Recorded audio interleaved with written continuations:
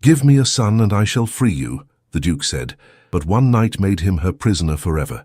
Rain lashed against the leaded windows of Blackthorn Hall as Lady Seraphina Vale stood before the Duke of Harrington, her slender frame rigid with pride despite the threadbare quality of her morning gown. The gaslight cast sinister shadows across the mahogany-panelled study, illuminating the harsh planes of the Duke's face as he examined the document before him. "Your father's debts are considerable, Lady Vale," he remarked, his voice cutting through the silence like a blade. "I believe the sum would require 3 lifetimes to repay." Seraphina's fingers tightened around her reticule, the last vestige of finery she possessed. "I am aware of the burden, Your Grace. I have come to request an extension." A murmur rippled through the small gathering of witnesses. The Duke's solicitor, his stern-faced butler, and Lady Althea Durnell, whose presence as a supposed chaperone felt more predatory than protective. The ton would feast upon this scene for weeks to come, the once celebrated daughter of Earl Vale, reduced to begging before Blackthorn's notorious master. "An extension?" The Duke's laugh held no warmth. "Tell me, Lady Vale, what collateral do you offer that might inspire such uncharacteristic generosity on my part?" Seraphina raised her chin, refusing to cower. "My brother's health fails with each passing hour. If you could grant us but a fortnight—" "Your brother's condition is of no consequence to me," the Duke interrupted, rising to his imposing height. He circled his massive desk, each step measured, until he stood before her. His gaze traveled from her face to her worn gloves, assessing her as one might appraise livestock. "However, there may be an arrangement that would benefit us both." Lady Althea's fan snapped closed, the sound like a gunshot in the oppressive silence. The Duke's eyes never left Seraphina's face as he delivered his proposal. "Give me a son and I shall free you from all debts. My bloodline requires continuation. Your family requires salvation." The room seemed to tilt beneath Seraphina's feet. "You cannot be suggesting—" "A contract, Lady Vale. 1 month as my Duchess in name and duty. Provide me with an heir, and I shall consider all obligations fulfilled." His voice dropped to a dangerous whisper. "Refuse, and I shall have your brother imprisoned for the debts by morning." "You would propose such indecency before witnesses?" Seraphina's voice trembled with outrage. "These are not witnesses, madam," the Duke replied coldly. "These are executors of my will." Lady Althea's painted lips curved into a cruel smile. "How desperate the mighty have fallen. Will you sell yourself for your brother's comfort, Lady Vale?" Seraphina clutched the silver locket at her throat, her mother's final gift. Inside lay a portrait of Ronan, her sweet-faced brother whose consumption would claim him without proper care. Without the medicine, only money could buy. 1 month, the Duke repeated, extending a document, "after which you may depart with your freedom and your family's honor legally restored." Thunder cracked outside, the storm matching the tempest in Seraphina's heart. She stood at the precipice of ruin, peering into an abyss of shame that no proper lady should contemplate. "The contract awaits your signature, Lady Vale," the Duke said, offering his quill like a weapon. "Shall you save your brother, or shall you preserve what remains of your virtue?" With trembling fingers, Seraphina accepted the pen. "Before these witnesses," she whispered, her voice strengthening with each word, "I accept your terms, but know this, though you may claim my body, my soul shall remain mine alone." "I have no interest in your soul," the Duke replied with a dismissive wave, "only in what your womb may provide." The quill scratched against parchment, the sound like shackles closing around Seraphina's future. As she signed, a single tear escaped, falling upon the Duke's seal and marring the crimson wax. "The wedding shall be tomorrow at dawn," the Duke declared. "A special license has already been secured." Lady Althea's laughter tinkled like poisoned bells. "How fortunate that your mourning attire shall serve as bridal garments, Lady Vale. Black becomes you so." Yet even as despair threatened to consume her, Seraphina found an unexpected spark of defiance kindling within her breast. 1 month to endure, 1 month to survive, and then freedom, however tainted it might be. What she could not know, as the contract's ink dried in the flickering gaslight, was that destiny held plans far different from those drafted by mortal hands. The wedding ceremony passed in a blur of whispers and cold formality. No music accompanied Seraphina's walk down the Abbey's ancient stone aisle, only the muffled snickering of the handful of aristocrats the Duke had summoned to witness his conquest. Her black gown, hastily altered to resemble something bridal, dragged behind her like a funeral pall. "A most peculiar match," someone murmured as she passed. "A purchased bride," another replied. Desperation wears a widow's weeds today. The Duke awaited her at the altar, resplendent in midnight blue, his cravat secured with a diamond pin worth more than Seraphina's entire former estate. His face betrayed no emotion, neither triumph nor desire, as the aged vicar joined their hands. "With this ring I thee wed," the Duke intoned mechanically, sliding a heavy gold band onto her finger. The metal felt like ice against her skin, the Harrington crest pressing into her flesh like a brand. When the ceremony concluded, the Duke turned to address the gathering. "I thank you for bearing witness to this union.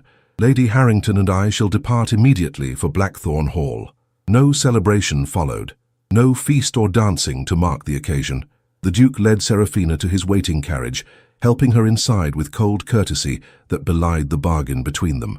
As they journeyed through rain-slicked streets, Seraphina gazed at the passing landscape through tear-blurred eyes. London's grand mansions gave way to rolling countryside, the distance between her and her former life growing with each turn of the wheels.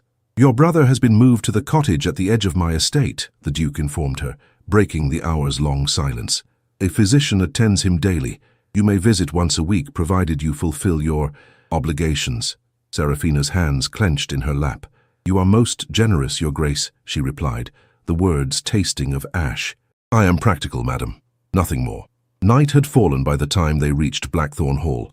The ancestral seat of the Harringtons loomed against the starless sky, its Gothic spires piercing the darkness like accusations. Servants lined the entrance, their faces carefully blank as they greeted their new Duchess. The housekeeper, Mrs. Winters, a severe woman with iron-grey hair and matching disposition, led Seraphina to her chambers. "The master's rooms adjoin yours through that door," she explained, gesturing to a heavy oak portal. "He has instructed that you are to dine alone tonight and prepare yourself for his arrival at midnight." Left alone, Seraphina explored her gilded cage. The Duchess's suite was lavishly appointed with silk draperies, priceless paintings, and furniture crafted by master artisans. A fire roared in the marble hearth, yet failed to warm the chill that had settled in her bones. On the dressing table lay a silver hairbrush engraved with the Harrington crest, alongside crystal bottles of expensive perfume. Beside these sat a small leather case containing a note in the Duke's precise hand, "For the Duchess of Harrington. Wear these tonight." Inside nestled a pair of pearl earrings and a matching necklace, their luster gleaming mockingly in the firelight, gifts not of affection but of ownership. Seraphina turned away, unable to bear their cold beauty. She unpacked her few belongings, arranging them with care: her mother's book of poetry, a miniature portrait of Ronan, and the silver locket that hung ever at her throat. A maid arrived with a tray of untouched supper and assisted her into a nightgown of finest silk, another item provided by her new husband. The garment, though modest in cut, felt like a betrayal against her skin. As midnight approached, Seraphina sat before the vanity, brushing her honey-brown hair until it cascaded down her back in waves. She would not cower. She would endure what must be endured, her thoughts fixed upon her brother's recovery and the freedom that awaited at the contract's end. The mantel clock struck 12, each chime resonating through her chambers like a funeral knell. Moments later, the connecting door opened. The Duke entered, clad in a burgundy dressing gown, his dark hair loosened from its usual severe style. Without the formal attire of daylight, he appeared younger, though no less formidable. "I trust you find your accommodations satisfactory," he said, his eyes sweeping over her with clinical detachment. "They are most comfortable, Your Grace. You will address me as Harrington when we are alone." He moved to the sideboard and poured himself a measure of brandy. "Would you care for a drink to ease your nerves?" Seraphina squared her shoulders. "I require no artificial courage to fulfill our bargain." Something flashed in his eyes, perhaps respect, perhaps irritation. "Very well." He set down his glass untouched. "Shall we proceed with the consummation of our arrangement?" As he approached the bed, Seraphina steeled herself against the coming ordeal. Yet when his fingers brushed against her cheek to extinguish the bedside lamp, an unexpected warmth spread beneath her skin. "1 month," he reminded her, his voice oddly gentle in the sudden darkness, "and then you shall have your freedom." The lamp's flame died, casting the room into shadow, where secrets might be exchanged without witnesses, and where even the coldest hearts might for a moment beat with unexpected warmth. Dawn arrived with pale fingers of light stretching across the rumpled bed linens. Seraphina woke alone, the Duke's absence a relief that loosed the tight knot of tension in her chest. She touched her lips, still tender from kisses that had been neither cruel nor kind, but something far more dangerous, unexpectedly considerate. The night had not been the ordeal she had steeled herself to endure. Instead, in the darkness, the Duke had shown a restraint and attention that bewildered her. His touch, though unfamiliar, had been guided by her responses rather than solely his desire. This unexpected gentleness left her more unsettled than any brutality might have done. A soft knock at the door announced the arrival of her new lady's maid, Alice, a petite girl with quick eyes and hands that moved with practiced efficiency as she helped Seraphina dress for the day. "His Grace has requested your presence in the conservatory for breakfast, my lady," Alice informed her, fastening the buttons of a morning gown that had mysteriously appeared in the wardrobe overnight, the exact shade of her eyes, fitted precisely to her measurements. "Has the Duke ordered an entire wardrobe for me?" Seraphina asked, fingering the fine lawn fabric. "Yes, my lady. The dressmakers worked through the night." Alice's voice dropped to a whisper. "There's been nothing like it at Blackthorn in living memory." The conservatory stood at the eastern wing of the manor, a cathedral of glass and wrought iron where exotic flowers bloomed in defiance of the English winter. The Duke awaited her at a small table, arranged amongst a grove of orange trees, the scent of their blossoms hanging sweet in the humid air.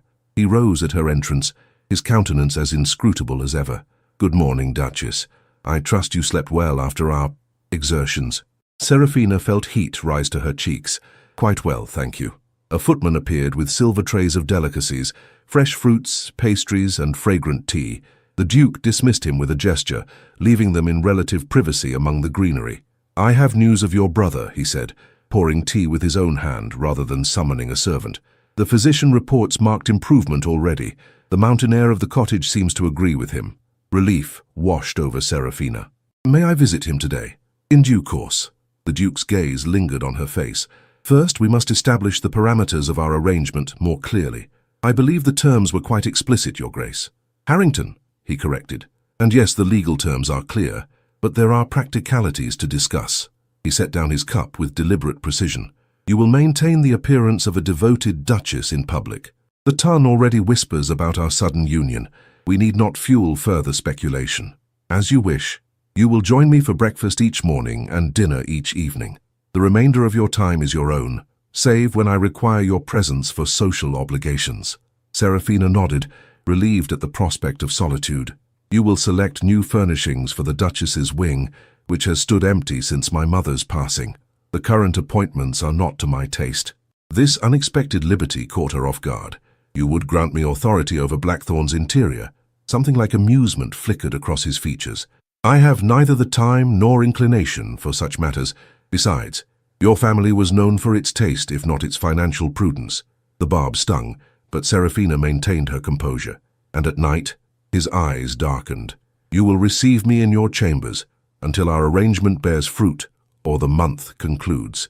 And if I should conceive before the month ends, then you may depart with my gratitude and your family's debts erased, though propriety would suggest remaining until the child's birth can be announced." Seraphina sipped her tea to disguise her disquiet. The prospect of carrying the Duke's child stirred conflicting emotions, repulsion at the clinical arrangement, yet a strange melancholy at the thought of abandoning a babe of her own blood. "You need not fear," the Duke said, misinterpreting her silence. "I shall provide generously for both you and the child. Your comfort will be assured." "I do not seek comfort, Your Grace," she replied, setting down her cup with a clink. "Only freedom." The Duke studied her with unexpected intensity. "Freedom is a luxury few truly possess, Duchess. Even I, with all my wealth and title, am bound by duty and bloodline." For a moment, something vulnerable passed across his face. A fleeting shadow quickly masked. He rose abruptly, straightening his already immaculate jacket. "I have business in the village. The carriage shall be at your disposal, should you wish to explore the grounds. Mrs. Winters will acquaint you with the household staff." Seraphina watched him retreat, his broad shoulders stiff beneath fine tailoring. Only when he had disappeared through the conservatory doors did she allow herself to exhale fully. Later that morning, as she toured the vast manor that was temporarily her domain, Seraphina encountered Lady Althea unexpectedly in the portrait gallery. The woman's presence, like a serpent in a garden, sent a chill down her spine. "How fares our new Duchess?" Althea inquired, her smile sharp as a blade. "Has married life proven satisfactory?" "Lady Althea, I was unaware you remained at Blackthorn." The Duke has graciously extended my visit. Althea circled Seraphina slowly, appraising her day dress with critical eyes. How quickly you've adapted to your position, from debtor's daughter to duchess in a single night. The circumstances of my marriage are not your concern. Oh, but they are the concern of all society, my dear. A mourning woman wed with such haste, tongues will wag. Althea paused before the portrait of the Duke's mother, a stern-faced beauty with his same penetrating gaze. They might even suggest that the Duke's sudden need for an heir springs not from duty, but necessity. Seraphina frowned. What do you mean? Merely that men of his station often find themselves compromised. A child born within wedlock, however hastily arranged, raises fewer questions than one born without. Althea's fan flicked open, concealing her smirk. But perhaps I speak of matters beyond your understanding. Before Seraphina could respond, the sharp rap of boots against marble announced the Duke's return. He entered the gallery, his expression darkening at the tableau before him. Lady Althea, he acknowledged coldly, I was unaware you and my wife had scheduled an audience. We encountered each other by chance, Your Grace, Althea replied, dipping into a perfect curtsy. I was merely welcoming the Duchess to her new home. The Duke's eyes narrowed. My carriage shall take you to London tomorrow morning. Your presence is required by your aunt, I'm told. Althea's smile faltered. But surely, my decision is final. He offered his arm to Seraphina. Come, Duchess, there are matters requiring our attention. As he led her away, Seraphina sensed the fury radiating from Althea's rigid form. The Duke's hand covered hers, warm and strangely protective as it rested upon his sleeve. You would do well to avoid Lady Althea's company, he murmured as they descended the grand staircase. Her tongue carries more poison than a viper's fang. She implied your urgency for an heir stems from impropriety. The Duke halted, turning to face her with an intensity that stole her breath. And do you believe her insinuations? Seraphina met his gaze unflinchingly. I know nothing of you, save what society whispers and what our contract states. Something shifted in his expression, a softening around the eyes, a slight easing of his perpetual frown. Then perhaps, Duchess, it is time we became better acquainted. That night, when he came to her chambers, there was a different quality to his approach, less the fulfillment of obligation, more the exploration of possibility. And when he whispered her name in the darkness, Seraphina found herself responding not with resignation, but with a treacherous spark of desire. The days at Blackthorn unfolded with strange rhythm, each morning bringing Seraphina further from the woman who had signed her freedom away beneath gaslight and desperation. Lady Althea had departed as commanded, though not before casting venomous glances that promised future retribution. 1 week into her marriage, Seraphina received permission to visit her brother. The cottage, nestled among ancient oaks at the estate's edge, proved a charming surprise. Airy rooms filled with sunlight, a garden visible from Ronan's windows, and a small library stocked with volumes suited to his scholarly interests.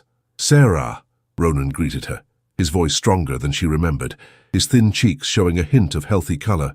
You look different. She embraced him, careful of his frailty. The mountain air has improved you already, and marriage has transformed you, it seems.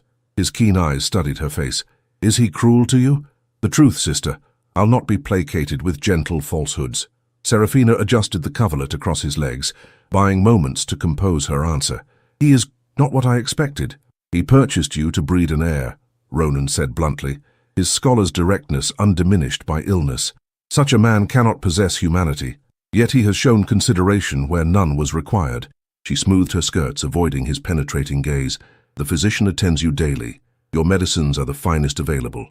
These comforts exceed our arrangement. Ronan's fingers found hers, surprisingly warm. And at night, sister? What price do you pay for my recovery? A price I chose willingly, she whispered, and one less terrible than I feared. The admission startled her, a truth she had scarcely acknowledged to herself. The Duke's nightly visits had evolved from dutiful coupling into something that left her breathless and confused. His hands, once clinical in their exploration, now lingered with appreciation. His lips sought places beyond utility, drawing responses that shamed her with their eagerness. There is something you're not telling me, Ronan pressed. She forced a reassuring smile. Only that you need not worry. In 3 more weeks, our debts shall be cleared, and we may begin anew. Returning to the manor through gardens awakening to spring, Seraphina found the Duke awaiting her beside the reflecting pool, his tall figure silhouetted against afternoon light. "How fares your brother?" he inquired, falling into step beside her. "Much improved, thanks to your generosity." She hesitated, then added, "He was surprised by the quality of his accommodations. Did you expect I would house him in squalor while demanding your services?" A shadow crossed his features.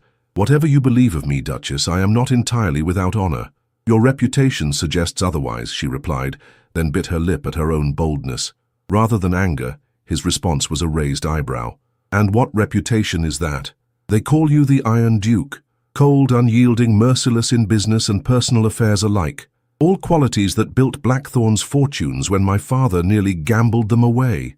His voice hardened. "Her fate not dissimilar to your own family's demise." Seraphina flinched.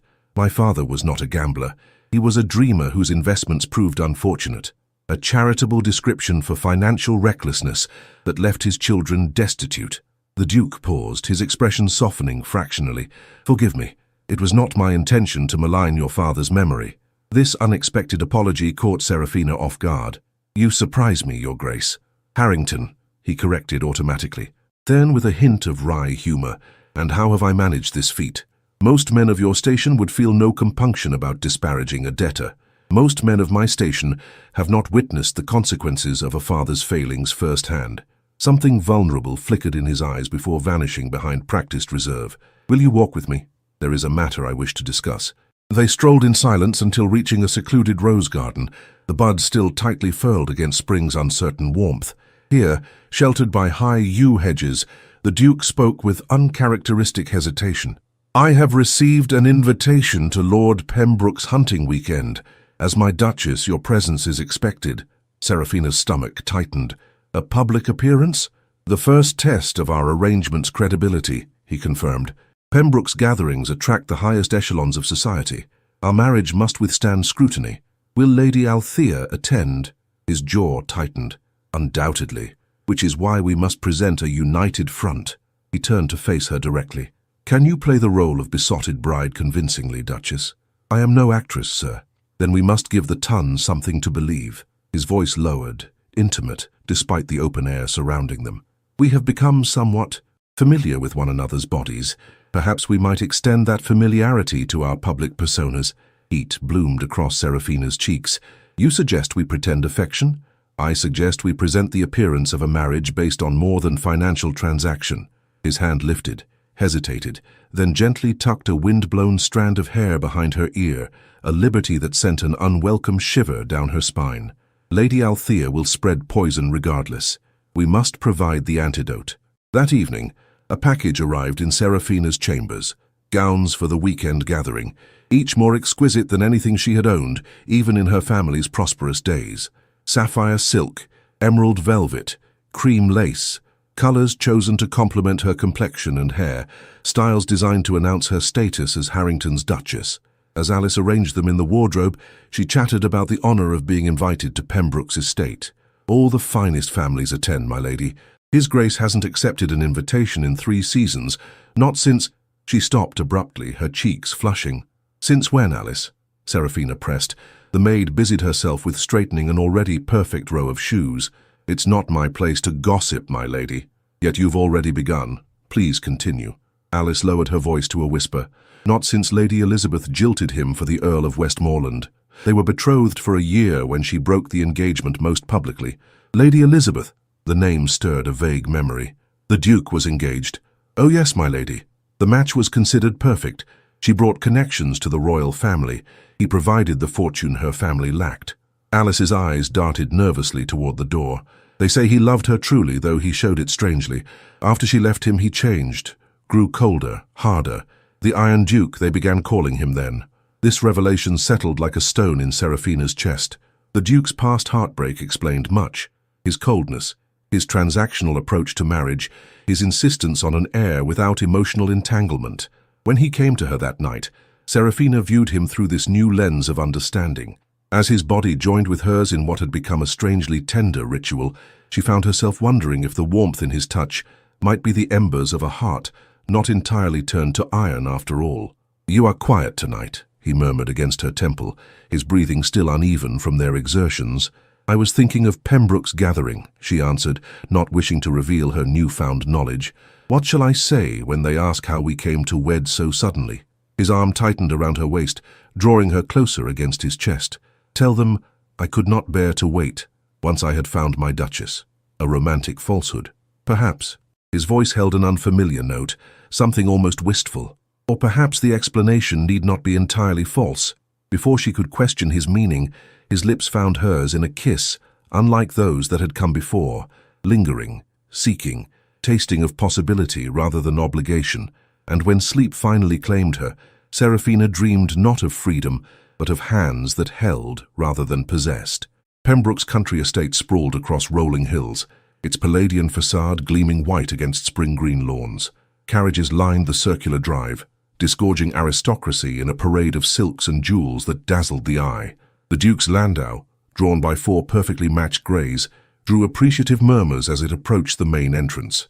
"Remember," the Duke murmured as a footman opened their door, "you are the Duchess of Harrington. Let no one make you feel unworthy of the title."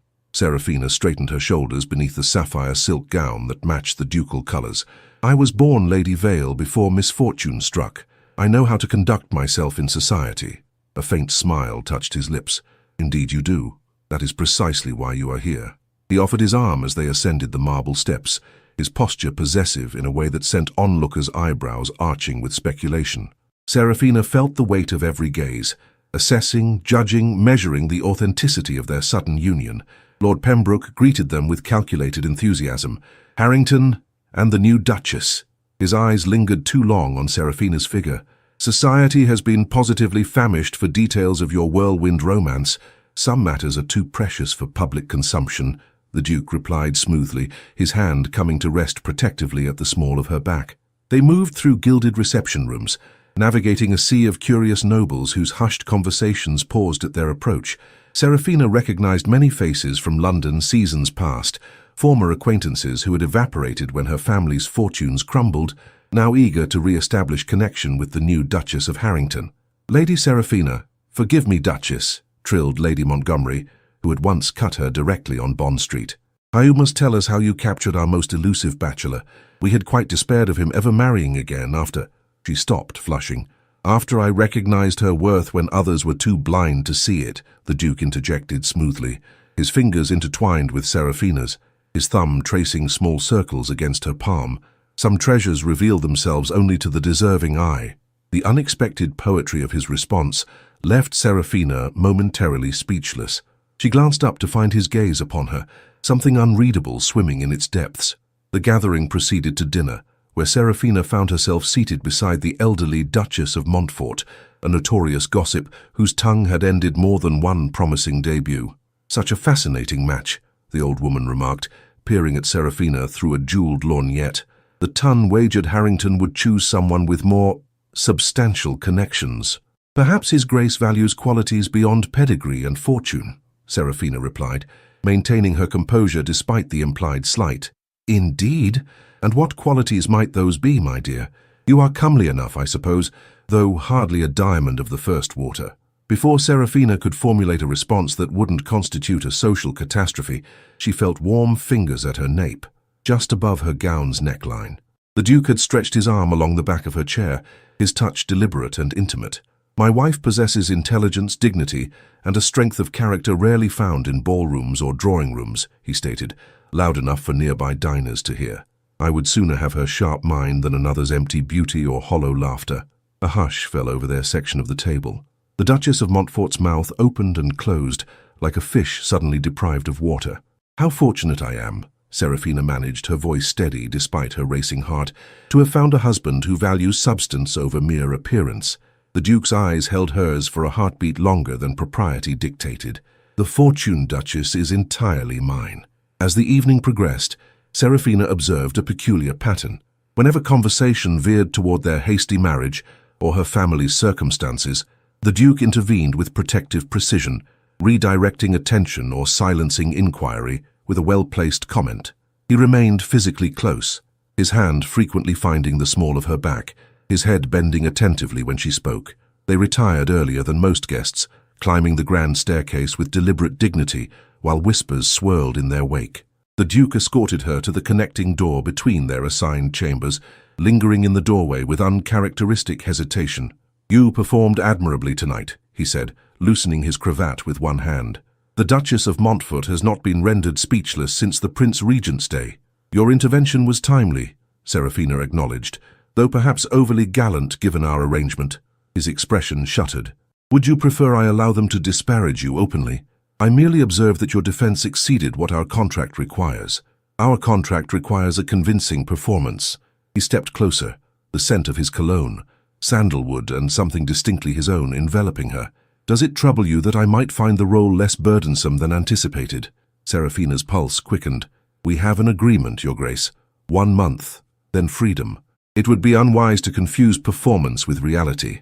Something like hurt flashed across his features before his customary reserve reasserted itself. "Of course. Forgive my presumption." He bowed formally. "Good night, Duchess." He withdrew to his own chamber, leaving Seraphina to wonder why his departure felt like loss rather than relief. The next morning brought a fox hunt for the gentlemen and a garden tour for the ladies. Seraphina walked among exotic blooms, half listening to Lady Pembroke's horticultural commentary, while her thoughts remained tangled in the previous night's exchange. "The Duchess appears distracted," observed a familiar, poisonous voice. Lady Althea had materialized beside her, resplendent in burgundy silk that complemented her golden beauty. "Perhaps the rigors of married life have proven exhausting." "Lady Althea," Seraphina acknowledged, with cool civility. "I had not realized you numbered among Lady Pembroke's intimates." "Oh, I number among many circles you have yet to penetrate, despite your elevated title." Althea's smile was razor-sharp. "How curious that Harrington chose this particular gathering to debut his purchased bride." Several nearby ladies gasped softly at the blatant insult. Seraphina felt her cheeks warm, but maintained her composure. "I find nothing curious about a husband wishing to introduce his wife to society." "Nothing curious at all," Althea agreed with venomous sweetness, "except perhaps the timing. Lady Elizabeth returns from her Italian tour next week, you see. One might almost suspect Harrington arranged this hasty marriage to save face before his former fiancée reappears." The barb struck with precision, finding the exact junction of Seraphina's newfound confidence and lingering insecurity.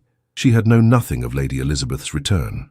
Could the Duke's sudden need for an heir, for a wife, stem from wounded pride rather than practical necessity? "You seem remarkably concerned with His Grace's motivations," Seraphina observed, struggling to keep her voice level. "One might almost suspect personal disappointment." Althea's eyes narrowed. "I merely find it fascinating that a man known for his impeccable judgment would bind himself to a penniless nobody whose only value lies in her breeding capacity." The crude assessment, delivered in cultured tones, hung in the air like a slap. Seraphina's fingers tightened around her parasol handle until her knuckles whitened. "You mistake His Grace's character entirely," she replied, surprised by the fierce protectiveness that surged through her. "And you gravely underestimate mine." Before Althea could respond, a commotion from the returning hunting party drew their attention. The gentlemen approached across the lawn, many still mounted with the Duke at their center. He rode a massive black stallion, controlling the powerful animal with effortless grace. Sunlight gleamed on his dark hair and broad shoulders as he dismounted in one fluid motion. His eyes found Seraphina immediately, as though drawn by some invisible thread. With purposeful strides, he crossed to where she stood, took her gloved hand, and pressed it to his lips. "I find I cannot bear even a morning's separation from my Duchess," he announced, loud enough for all to hear. "The hunt held no joy without you beside me." The naked possessiveness in his gaze sent heat coursing through Seraphina's veins. Lady Althea's face contorted with poorly concealed fury. "Your devotion does you credit, Your Grace," Seraphina replied, acutely aware of their audience. "Though I confess, I too found the hours long in your absence." He offered his arm, and as she took it, he leaned close to whisper, "Whatever venom Lady Althea has spewed, disregard it. She speaks from jealousy, not truth." "She mentioned Lady Elizabeth's imminent return," Seraphina murmured back, "a detail you neglected to share." His body tensed against hers, a coincidence irrelevant to our arrangement. "Is it?" she pressed. "Or did you require a duchess before your former fiancé's reappearance?" The Duke's jaw tightened. "We will discuss this privately." His voice dropped lower still, a breath against her ear that sent unwelcome shivers down her spine. "For now, remember that you are my wife, whatever the circumstances of our union, and I protect what is mine." The possessive declaration should have offended her. Instead, it kindled a warmth that spread through her chest, unwanted yet undeniable. As they rejoined the gathering, Seraphina found herself playing her role with increasing conviction, responding to the Duke's attentions with a naturalness that blurred the line between performance and truth. That night, when he came to her, their coupling held a desperate intensity that transcended their arrangement, as though both sought to prove something neither dared name aloud. The return to Blackthorn brought no respite from the confusion that plagued Seraphina's heart. If anything, the manor's familiar walls only heightened her awareness of how quickly the temporary had begun to feel permanent. 2 weeks into their month-long contract, she found herself adopting the rhythms of the estate as though she had always belonged there, consulting with the housekeeper each morning, walking the gardens at dusk, anticipating the Duke's return from his business affairs with an eagerness that frightened her. Most disturbing were the nights. What had begun as duty had transformed into desire so potent it left her breathless. The Duke, Harrington as she now thought of him in private moments, approached her bed with increasing tenderness, his hands mapping her body with reverence rather than ownership. Sometimes he lingered after their passion was spent, speaking softly of his childhood at Blackthorn or asking about her own memories, creating an intimacy far more dangerous than physical union. One rainy afternoon, while seeking refuge from her thoughts in the library, Seraphina discovered a hidden alcove behind astronomical charts. There, tucked away from casual view, hung a portrait of a woman with golden hair and cold blue eyes, beautiful in the conventional manner prized by society, yet lacking warmth despite the artist's flattering brush. "Lady Elizabeth Rothwell," came the Duke's voice from behind her. "Now Countess of Westmoreland." Seraphina startled, turning to find him watching her with an unreadable expression. "Forgive me, I did not mean to pry. There is nothing to forgive. You are mistress of this house, however temporarily." He approached, stopping beside her to gaze at the portrait. "I should have removed it years ago. Why didn't you?" Perhaps as a reminder. His voice held no emotion. Of trust misplaced and lessons painfully learned, Seraphina studied the painted face, searching for what might have captured his heart. "She is very beautiful. Beauty without substance." His laugh held no humor.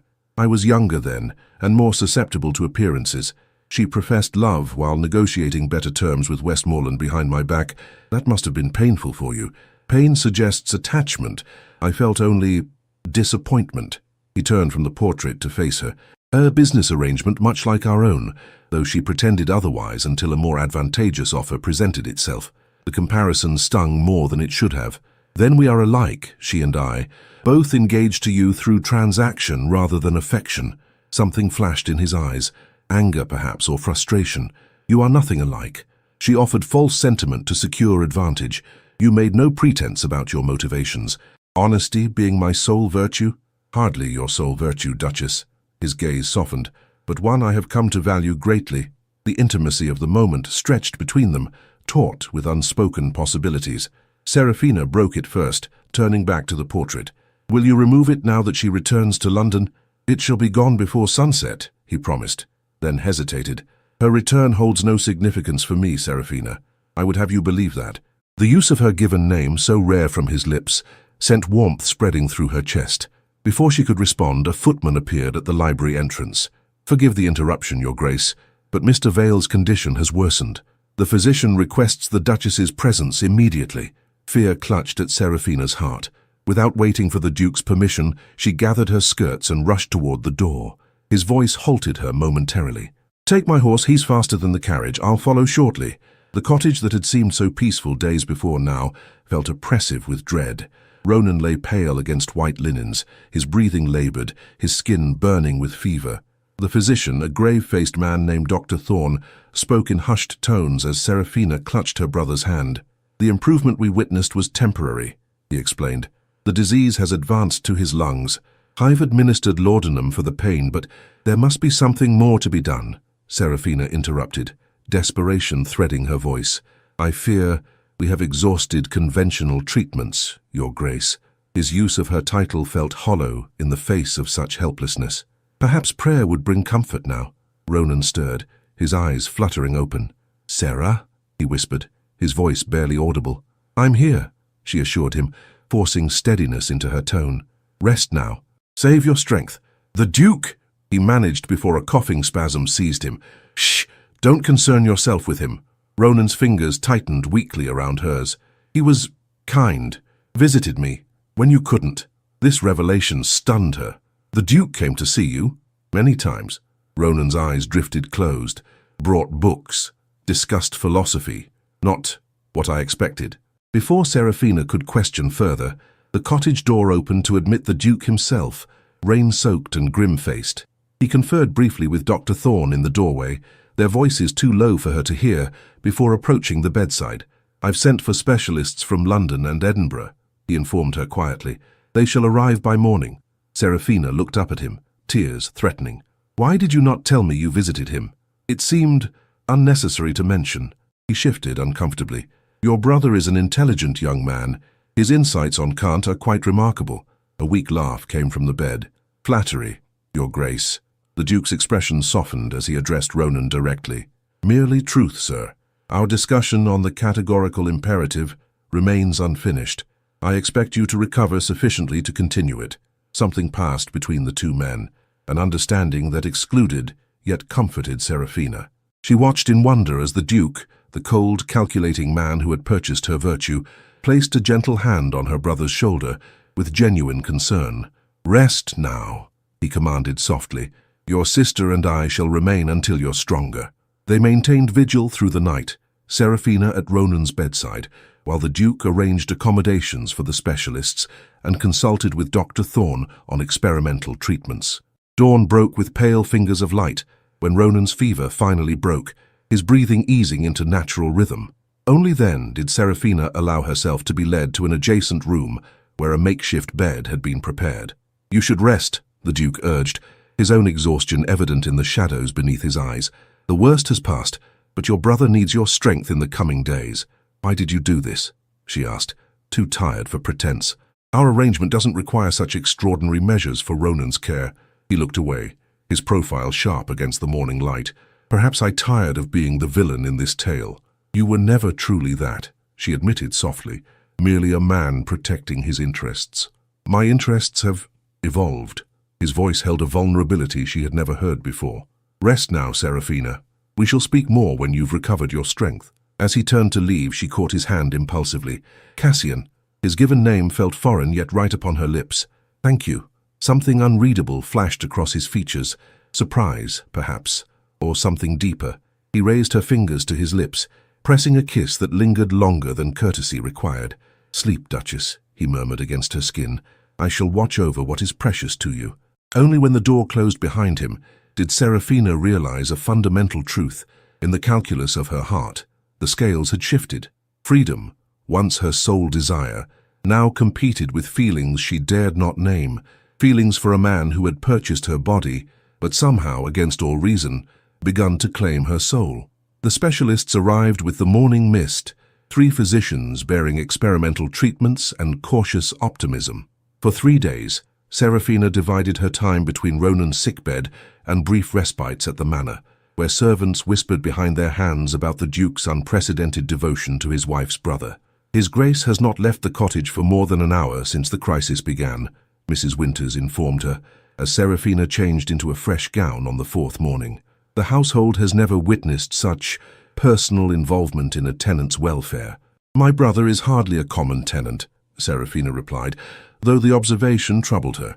The Duke's behavior extended far beyond their contractual arrangement, beyond even what might be expected from a man cultivating appearances. When she returned to the cottage, she found Cassian reading aloud from a philosophical text, while Ronan listened with alert interest, his complexion markedly improved. The domestic tableau struck her with unexpected force. This powerful man, who commanded estates and industries, patiently engaging with her scholarly brother as though nothing were more important than their discourse. Kant suggests that morality is founded on reason, not sentiment, Cassian was saying. Yet I find myself questioning whether duty without feeling can truly be virtue. Perhaps, Ronan replied, his voice stronger than it had been in days. True virtue lies in the harmony between duty and inclination, when what we ought to do aligns with what we desire to do. A dangerous proposition, Cassian murmured, his eyes lifting to meet Seraphina's as she entered. Something intimate and unspoken passed between them before he closed the book. Your sister returns to us, and I have monopolized your strength with philosophy. The best medicine, Ronan insisted. "Far better than the bitter concoctions they force upon me hourly." Dr. Thorne appeared from the adjoining room, satisfaction evident in his bearing. "Those concoctions, young man, have produced remarkable improvement. The specialists believe the crisis has truly passed, though recovery will require patience." Relief washed through Seraphina like a cleansing tide. "He will live, then? With proper care and continued treatment, he may yet enjoy many years." The doctor glanced toward the Duke. "The experimental methods your Grace procured have proven most efficacious." Cassian waved away the credit. It was merely a matter of resources properly applied. When they departed the cottage that evening, leaving Ronan peacefully sleeping under the physician's watchful eye, a new silence settled between them. Not the strained formality of their early days, but something weighted with unacknowledged truths. The Duke's hand found hers as they walked through twilight gardens, his grip warm and certain. "3 weeks have passed," he said finally, his voice carefully neutral. "Our arrangement approaches its conclusion." Seraphina's heart constricted painfully. "Yes. Have you considered what you will do once you're free?" He kept his gaze fixed forward, his profile carved in shadow. "Where you might go." The question pierced her with unexpected sorrow. In her single-minded focus on surviving their bargain, she had scarcely contemplated what would follow. Freedom, so desperately desired, now loomed as an uncertain wilderness. "I had thought perhaps to take Ronan to Bath for his continued recovery," she answered slowly, "though that plan seems less necessary given the care he receives here. He is welcome to remain at the cottage as long as necessary." Cassian hesitated, then added with studied casualness, "As are you."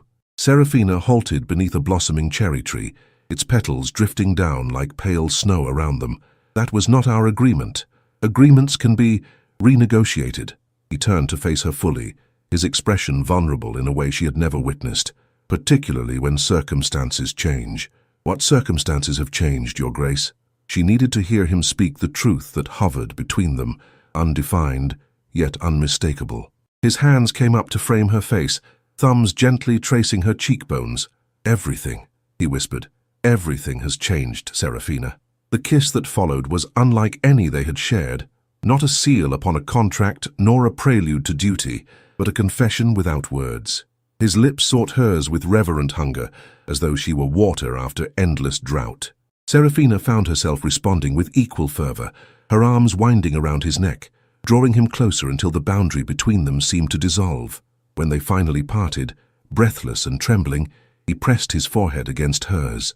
"Stay," he murmured, "not as my purchased bride, but as my chosen duchess, my partner, my—" The word he could not speak hung between them, fragile as the cherry blossoms falling around their shoulders.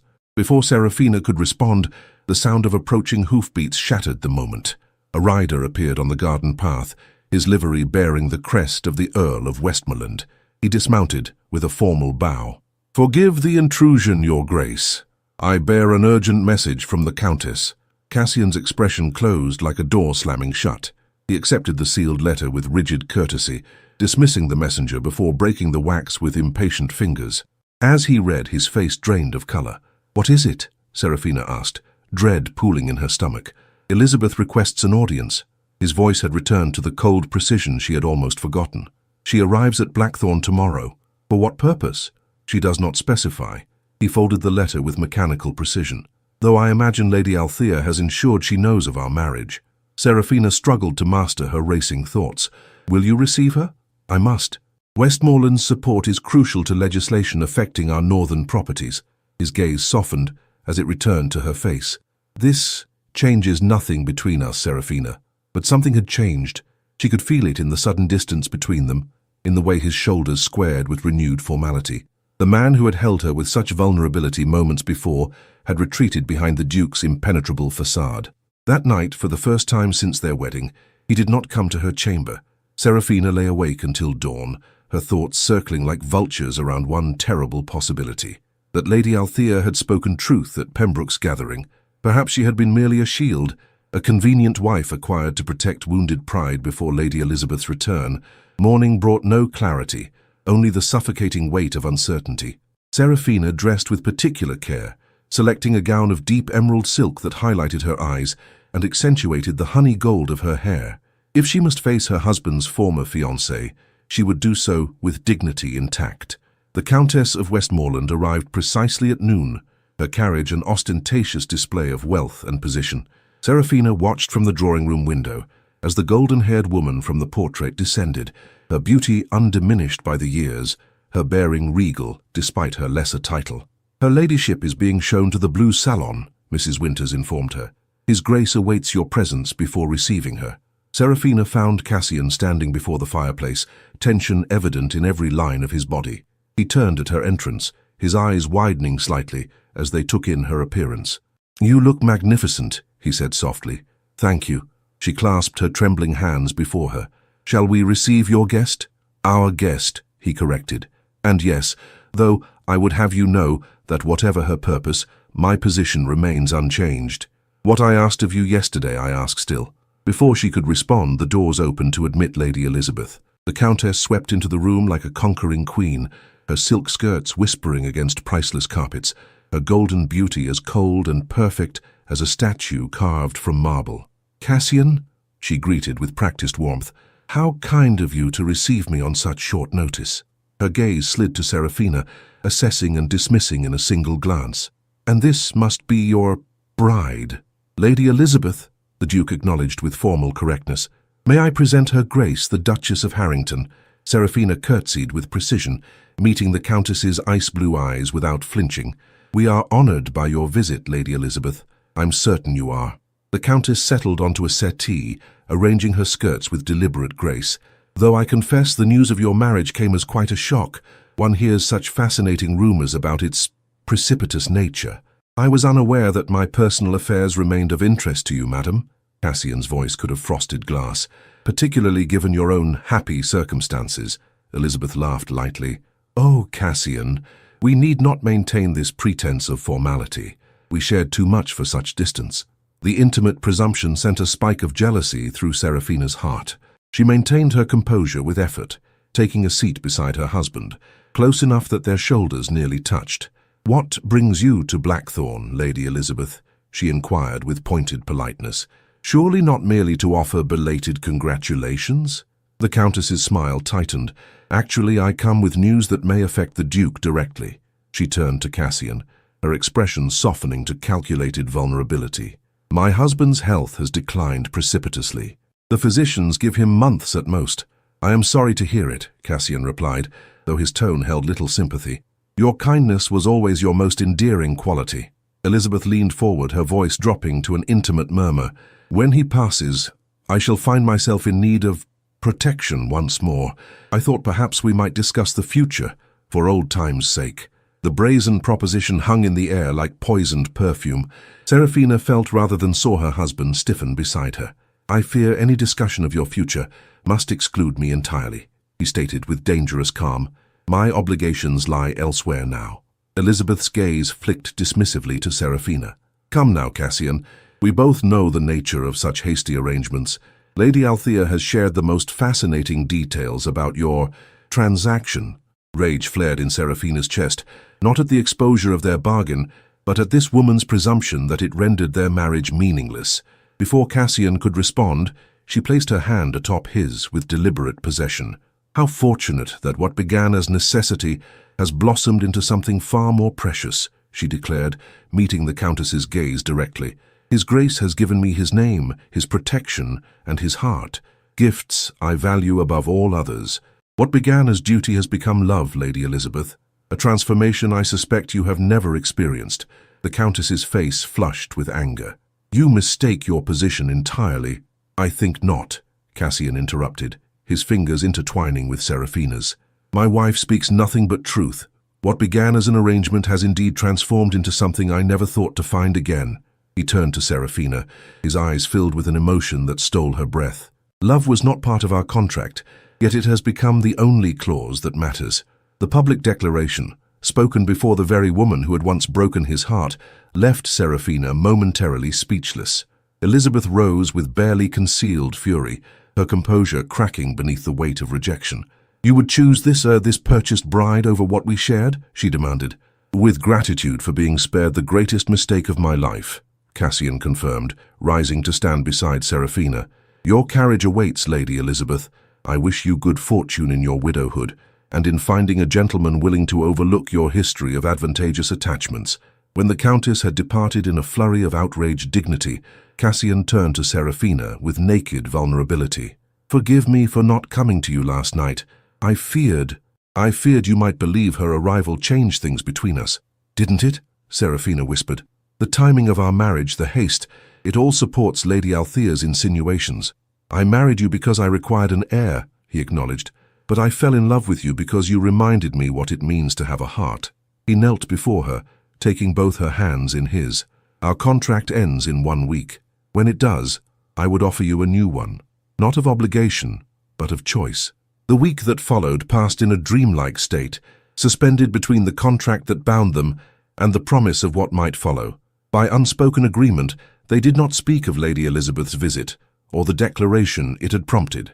Instead, they moved through their days with a new awareness of each other, sharing meals, visiting Ronan, walking the grounds in companionable silence. At night, Cassian came to her as always, but their coupling had transformed into something that transcended physical desire. Each touch, each whispered endearment, seemed to ask a question neither dared voice aloud. Would she stay when duty no longer required it? On the morning of their contract's final day, Seraphina woke alone, her hand seeking Cassian's warmth, only to find empty sheets. A letter rested on his pillow, sealed with the Harrington crest. With trembling fingers, she broke the wax to read, "Seraphina, today marks the conclusion of our arrangement. As promised, your family's debts are erased, and your brother's care is assured regardless of your decision. Your freedom, so long desired, is yours. I await you in the East Garden at noon. There I shall honor our contract's end, and if you are willing, propose its replacement. Until then, know that whatever choice you make, my heart remains yours, Cassian." The elegant script blurred as tears filled her eyes. Freedom, once her only goal, now seemed hollow compared to what she might lose in claiming it. Yet doubt lingered like morning mist. Did she truly know the man she had come to love, or merely the face he had chosen to show her? Could a union founded in transaction truly transform into lasting devotion? She dressed with care, selecting a gown the color of spring leaves, a symbol of renewal rather than mourning. As the mantel clock chimed 11, a knock at her door announced Alice with a curious parcel. "From His Grace," the maid explained, presenting a small chest of polished rosewood. "He instructed me to deliver it precisely at this hour." Inside, Seraphina found her mother's silver locket, the one she had pawned to pay for Ronan's medicines before approaching the Duke. Beside it lay a journal bound in blue leather, its pages filled with Cassian's distinctive handwriting. "My dearest Seraphina," the first entry began, dated the very night of their wedding. "I have acquired a wife through means no gentleman should countenance, yet I cannot bring myself to regret it. She stands with dignity despite circumstance, shows courage where others would falter, and possesses a beauty that owes nothing to artifice." Entry after entry chronicled their marriage from his perspective, his growing admiration, his surprise at finding pleasure in her company, his visits to Ronan where they discussed philosophy and literature. On the page dated the night of Pembroke's gathering, he had written, "I begin to fear our contract's end more than I have ever feared anything. The freedom I promised her now threatens to become my greatest punishment." The final entry, written just that morning, contained only a single line. "Today I shall learn whether a heart once purchased can choose to remain freely given." Seraphina closed the journal, her fingers tracing the leather binding as her tears fell freely. The meticulous record revealed what words between them had never fully expressed, the gradual, inexorable transformation of duty into devotion. At precisely noon, she entered the East Garden where spring had coaxed a riot of blooms from winter-dormant earth. Cassian awaited her beside the reflecting pool, sunlight gleaming on his dark hair. He turned at her approach, vulnerability naked in his expression. "You came," he said softly, as though her presence were a gift rather than an obligation. "Did you doubt I would?" "I have doubted everything except my feelings for you." He gestured to a document resting on a small marble table. "Our contract, fulfilled to the letter. Your debts cleared, your brother healing, your freedom restored." Seraphina approached slowly, her gaze fixed on the parchment that had bound them together and now would set them apart. "A most successful arrangement, Your Grace." "Cassian," he corrected gently. "Today I am not a duke making demands, but a man offering his heart." He reached inside his jacket, withdrawing a second document. This is not a contract, but a choice. It asks nothing of you save what you freely give. It promises nothing but my eternal devotion and all that I possess, material and immaterial alike. Seraphina accepted the parchment with trembling hands. Where their original contract had been dense with legal terminology, this contained only a simple declaration of love and fidelity, without conditions or time limits. You once told me that though I might claim your body, your soul remained your own, Cassian continued, his voice gaining strength. I ask now not for ownership, but for partnership, not for duty, but for love. He sank to one knee before her, taking her free hand in his. Around them the garden held its breath, the wind stilled, the birds silent, as though nature itself awaited her answer.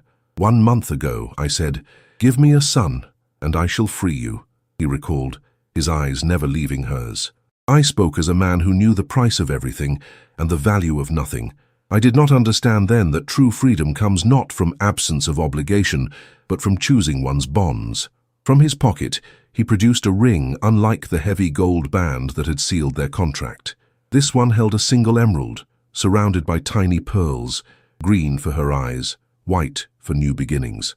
I release you from our bargain, Seraphina, and all it entailed, he declared formally. And I ask, not as your creditor or your master, but as a man transformed by love, will you stay not as my purchased bride, but as my freely chosen wife? Will you make me your prisoner forever, as I have already become in my heart? The moment stretched between them, pregnant with possibility. Seraphina thought of the journal entries, of Ronan's recovery, of nights spent in tender embrace, and days filled with growing companionship. She thought of the cold, calculating duke who had demanded a son in exchange for freedom, and the vulnerable man who now knelt before her, offering everything with no guarantee of return. I arrived at Blackthorn as merchandise to be bartered, she said finally, her voice clear in the garden's silence. I would leave it as nothing less than its duchess in truth as well as name. Hope bloomed in Cassian's eyes. Is that a yes, my love? In answer, Seraphina tore the original contract in half, the sound sharp and final in the hushed garden. Our arrangement is concluded, Your Grace, she declared formally. Then, her voice softening to tenderness, our marriage, however, is just beginning. The kiss that followed sealed not a contract but a covenant, witnessed not by solicitors and rivals, but by spring blossoms and the open sky. When they finally parted, Cassian pressed something into her palm, the key to the small chest she had discovered that morning. There is one more thing, he murmured against her hair. A wedding gift I should have given you from the beginning. That evening, as twilight painted Blackthorn's stone walls with golden light, Seraphina followed her husband to the manor's west wing. He unlocked a door she had never entered, revealing a chamber illuminated by dozens of candles. At its center stood a cradle of ancient oak, carved with the Harrington crest and draped with linen of finest quality. This has awaited each Harrington heir for 12 generations, Cassian explained, his arm encircling her waist. I had it brought from storage the day after our wedding. You were that certain? Seraphina asked, leaning into his embrace. I was that hopeful. He placed his hand gently over her abdomen, where their child, conceived in contract but to be born in love, grew secretly beneath her heart. The heir I demanded as my right, I now receive as heaven's blessing. How long have you known? She whispered, covering his hand with her own. Since Pembroke's gathering, he admitted. The physician confirmed my suspicion when Ronan fell ill, though he respected my wish to let you share the news when ready. Seraphina turned in his arms, searching his face. And if I had chosen to leave today, then I would have loved you both from afar, and counted myself blessed for the month that made me human again. His fingers traced her cheek with reverence. But I dared hope that what began as duty might have become desire for you as it did for me. Not merely desire, she corrected, rising to her tiptoes to brush her lips against his. Love, Cassian. A love I neither expected nor sought, yet cannot now imagine living without. That night, as moonlight bathed their bed in silver glow, the Duke and his Duchess sealed their new beginning with whispered vows and tender caresses. No contract governed their union now, only the ancient unwritten covenant of two hearts that had found in each other not possession, but belonging. And as dawn broke over Blackthorn Hall, the shadow of transaction lifted fully from their marriage, leaving behind the radiant truth that what begins as obligation may, through grace and patience, transform into love's most perfect freedom. Spring yielded to summer, summer to autumn's golden splendor. Blackthorn Hall, once a monument to solitary grandeur, pulsed with renewed life as its gardens burst with color and its corridors echoed with preparations. The Duke's child would arrive with winter's first frost, according to the physician's predictions, a December heir for an ancient line. Ronan had recovered sufficiently to accept a position as Blackthorn's librarian, his scholarly mind finding purpose in cataloguing the family's extensive collection. On crisp October afternoons, Seraphina would often find her brother and husband deep in philosophical debate, their voices carrying across the lake where she walked to ease her increasing discomfort. "The Duchess appears particularly radiant today," observed Lady Montgomery during a small gathering to celebrate the harvest. The woman who had once cut Seraphina on Bond Street now courted her favor with shameless determination. "Motherhood clearly agrees with her." "Everything about her agrees with me," Cassian replied, with the easy confidence of a man secure in his happiness. His hand found Seraphina's beneath the table, their fingers intertwining in practiced intimacy. News of Lady Elizabeth's hasty remarriage, a foreign count with more title than fortune, had caused barely a ripple in their contentment. Lady Althea, however, had departed England entirely after her schemes were exposed, removing to a cousin's estate in the colonies where, according to correspondence, she found the society deplorably provincial and the eligible gentleman distressingly practical. The Tun, with its remarkable capacity for revision, had transformed the story of their union from scandal to romance. What had begun as whispers about a purchased bride evolved into sighs over the Duke's gallant rescue of a noble family fallen on hard times. Society chose to forget that Lady Vale had once been shunned, preferring the more palatable narrative of love triumphant. Only Cassian and Seraphina knew the full truth, how transaction had yielded to tenderness, how possession had become partnership. Each night he read aloud from the journal he still maintained, chronicling their journey from strangers to lovers to partners in creating both a family and a legacy. On the anniversary of their wedding, a day once marked for separation, Cassian presented Seraphina with a gift that brought tears to her eyes. The deed to her family's former estate, restored and renamed Vale Haven, to serve as a sanctuary for gentlewomen facing financial ruin. "That no other woman should face the choice you did," he explained, as she examined the documents with wonder. "That no other family should be torn apart by circumstance when solution lies within reach." The sanctuary opened its doors as autumn painted the countryside in russet and gold. Seraphina, her condition now preventing travel, sent her brother as representative while she oversaw operations from Blackthorn. 5 families had already found refuge there, with more expected as winter approached. "You have created something remarkable," Ronan told her upon his return, his once gaunt face now healthy with purpose. "Father would be proud of how you've transformed loss into legacy." "It was Cassian's idea," she demurred, though the project had become her passion. "Perhaps," her brother acknowledged with a knowing smile, "but its heart is entirely yours." December arrived with swirling snow and biting winds that howled around Blackthorn's ancient stones. Seraphina felt the first pains as twilight descended, the child apparently determined to enter the world between day and night, between one season and the next, a fitting metaphor for parents whose own union had bridged transaction and love. The Duke, so composed in matters of business and politics, paced the corridor outside their chambers like a caged lion as the midwife and physicians attended his laboring wife. Each cry from behind the closed doors tested his legendary restraint until, unable to bear it longer, he burst into the room against all propriety and custom. "Sir, this is most irregular," the oldest physician protested. Cassian ignored him, moving directly to Seraphina's side and taking her hand. "I am here, my love," he murmured, brushing sweat-dampened hair from her forehead, "as I shall always be." "Your Grace," the midwife began, "gentlemen do not—" "This gentleman does," Seraphina interrupted between pains, her grip tightening on her husband's hand. "He stays." And so the Duke of Harrington, who had once demanded an heir as cold transaction, witnessed the miracle of his child's birth not as distant patriarch, but as involved father, supporting his wife through each contraction, whispering encouragement as she pushed, and weeping unashamedly when their daughter's first cry pierced the December night. "A girl," the midwife announced, her tone suggesting disappointment on the Duke's behalf. Cassian's face, however, reflected nothing but wonder as the tiny bundle was placed in his arms. "She's perfect," he whispered, cradling his daughter with reverent hands before placing her against Seraphina's breast, as perfect as her mother. They named her Aurora Elizabeth Vale Harrington, Aurora for the dawn she represented in their lives, Elizabeth to reclaim a name once associated with betrayal, Vale to honor Seraphina's lineage, and Harrington for the legacy she would one day inherit. "She shall have Blackthorn when the time comes," Cassian declared, as they watched their daughter sleep in the ancient cradle beside their bed. "I've already instructed the solicitors to amend the entailment. Our daughter shall not depend on marriage for security as so many women must." Seraphina leaned against his shoulder, exhaustion and joy mingling in equal measure. "You would break with centuries of tradition?" "Tradition confined us both until love broke its chains," he replied, pressing a kiss to her temple. "I would have our daughter know from birth what we learned through hardship, that true worth lies not in transaction but in transformation." Spring returned to Blackthorn, finding the Duke and Duchess walking the East Garden, where 1 year earlier they had torn a contract and written a covenant instead.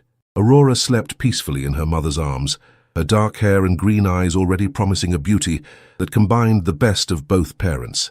"1 year ago today, you made me the happiest of men," Cassian remarked, his arms secure around Seraphina's waist. "When you chose to stay not from obligation but from love." "And you, my love," she replied, "taught me that freedom is not the absence of bonds, but the privilege of choosing them wisely." She smiled down at their sleeping daughter. "Though I suspect neither of us realized quite how thoroughly we would become each other's willing prisoners."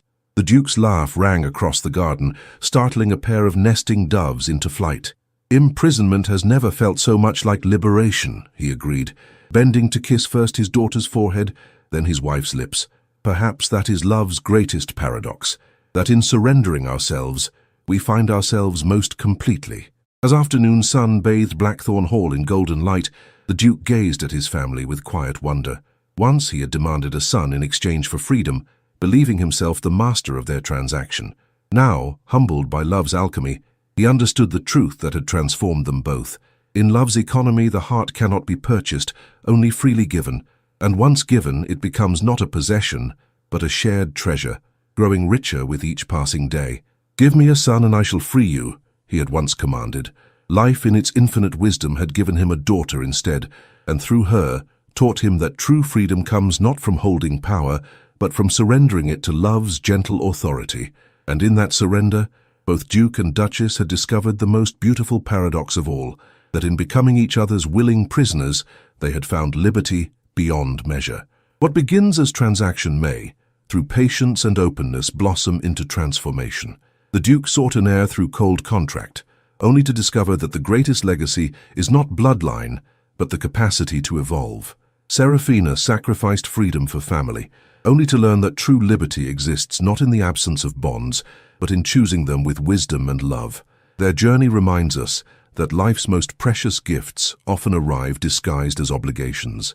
That duty, embraced with integrity, can lead to devotion. That what we think we want, control, independence, power, may pale beside what we truly need: connection, vulnerability, love. The heart cannot be purchased, but it can be won through consistent kindness and unwavering respect. Pride may build walls, but humility opens doors to authentic connection. In yielding control, we sometimes gain something far more valuable: a partner who chooses us daily, not from compulsion, but from love. Perhaps the truest freedom is not independence, but interdependence, two souls dancing in harmony, supporting rather than possessing, enhancing rather than diminishing each other's essential nature. If this tale has touched your heart, remember, you are the storyteller of your own life. Each day offers the chance to transform transaction into transcendence, obligation into opportunity, control into connection. Subscribe for more tales that illuminate love's paradoxes and the heart's capacity for growth. Share in the comments which character's journey resonated most deeply with you. Was it Cassian's evolution from calculation to compassion? Seraphina's discovery that sacrifice could lead to salvation? Or perhaps Ronan, whose illness became the catalyst for healing of a different kind? Your stories and reflections matter. Join our community of hearts open to transformation, and together, let us explore the beautiful mystery of becoming each other's willing prisoners and finding, in that sweet surrender, our truest freedom.